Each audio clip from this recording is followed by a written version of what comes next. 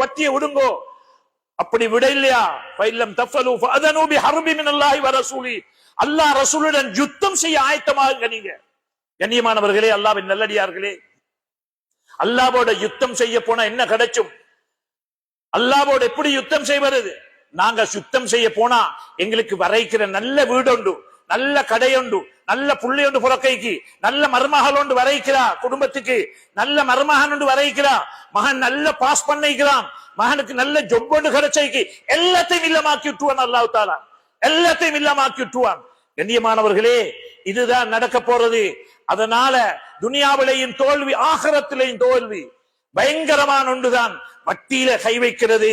யம்ஹகுல்லாஹு ரிபா, வட்டிக்காரன் அழிப்பதாக அல்லாஹ் சொல்லிட்டான். எனவே அன்புக்குரிய அல்லாஹ்வின் நல்லடியார்களே, இப்படியாக வியாபாரம் செய்வதற்கு நன்மை இருக்குது. ஆனால் வட்டி போன்ற முசீபத்துகள்ல கைய வச்சு நாங்கள் உள்ளதையும் நாசமாக்கி கொள்ள கூடாது. அல்லாஹ் அழிக்கிறதாக சொல்லிட்டான், அல்லாஹ்வோட யுத்தத்துக்கு ஆயத்தமாக கொண்டு சொல்லிட்டான்.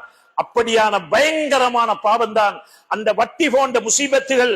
உள்ளதை வில்லுங்க, வித்தி உங்களோட வியாபாரத்தை முன்னேற்றமா செய்யுங்க. அந்த அதுல கைய வச்சிடாதீங்க.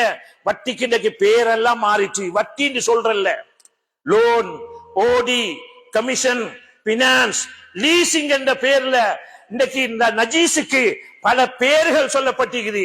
பேங்குக்கு கால் பண்ணி சொல்றோம், இந்த செக்க பாஸ் பண்ணி விடு, ஓடி போடுறோம். அன்புக்குரியவர்களே, இந்த வட்டி சல்லி எடுக்கிறவன், கொடுக்கிறவன், சாட்சி சொல்றவன், எழுதுறவன் குல்லுஹும் சவாவும், அனைவரும் சமன் என்று சொன்னார்கள் ஸல்லல்லாஹு அலைஹி வஸல்லம். அதனால வியாபாரம் ஒரு நல்ல இபாதத்தான செயல், செய்ய வேண்டி என்று இன்னைக்கு முஸ்லீம்கள் வியாபாரத்தில் தான் 90% அங்கீகரிக்கிறாங்க. இந்த ஹராத்தில கைய வச்சு இன்றைக்கு அதிகமானவர்கள் தன்னை நாசத்தில் ஆக்கி விழுகின்றார்கள். பண்டி அரைச்ச ஒரு சட்டிலையும், வட்டி சல்லி ஒரு சட்டிலையும், லோன் எடுத்த ஒரு சல்லி ஒரு சட்டிலையும் என்றா இந்த பண்டி அரைச்ச விட மோசமான ஒன்றுதான் இந்த வட்டி என்று சொல்லக்கூடியது.